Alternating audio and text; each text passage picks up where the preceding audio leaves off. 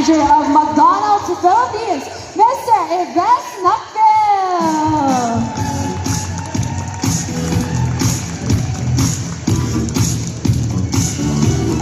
Good afternoon, everyone. How's everybody doing today? Welcome to the biggest McDonald's celebration of the year, the official launch of My McDonald's Rewards. This is the first ever fully digital quick service restaurant loyalty program in the Philippines. Today, we're making every McDo order even more exciting, and you can be among the very first in the Philippines to enjoy My McDonald's Rewards. Who here loves getting extra every time they order at McDo?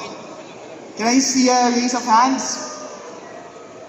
And who wants free rewards? So here's the big news. Starting today, every time you order at McDonald's, whether it's our new golden chicken curry, our chicken McDo, double cheeseburger, you now earn points through My McDonald's Rewards. That's right, every order earns you points. No minimum spend required. Even the smallest orders you make will add up. That's what makes My McDonald's Rewards so exciting. The best part, it's super simple and it's absolutely free to join.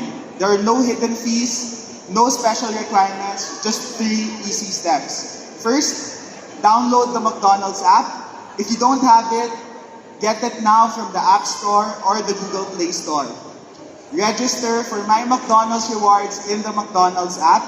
And then third, every time you order via dine-in, take-out, or drive-thru, just scan your My McDonald's Rewards to earn you points. Remember, every 10 pesos now earns you 1 point at McDo. Because in McDo, every purchase, my point yan. You can find your unique My McDonald's Rewards QR code in the deals page of the McDonald's app.